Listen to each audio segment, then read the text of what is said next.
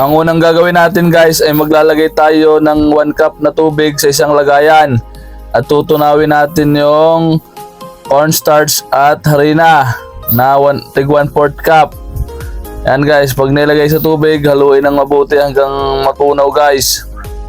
Dahil ito guys ang magiging pampalapot natin sa fishball sauce na ating gagawin.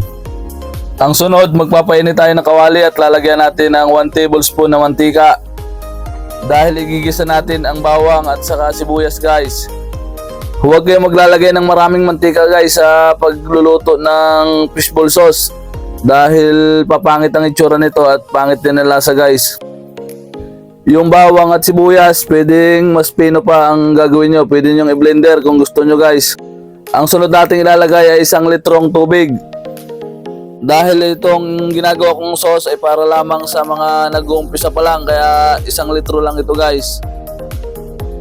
Tapos pagkalagay ko ng tubig guys, ilalagay ko na lahat ng sangkap. Kagaya ng toyo, magic, pamintang pino, asin. Tapos hahaluin natin ng mabuti guys. Tapos ang huling ilalagay natin guys ay asukal. Yan, huwag kayong mag-alala guys, lahat ng sukat at paraan ng pagluluto ilalagay ko sa description box para hindi nyo malimutan guys.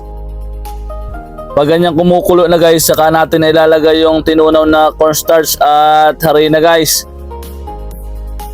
Pag nilagay na natin, haluin natin ng mabuti para hindi magbuo-buo. Yan guys, habang hinahalo yan, utay-utay na nagiging malapot yan guys. Pag ganyan nakalapot guys, pwede na natin patayin ang apoy at ilagay ang sili kung gusto nyo manghang. Ayan guys, sobrang sarap nyan, lalong-lalo na sa fishball at kwek-kwek guys. Sana ay may natutunan ulit kayo guys sa aking maikling tutorial. Hanggang sa muli, bye bye.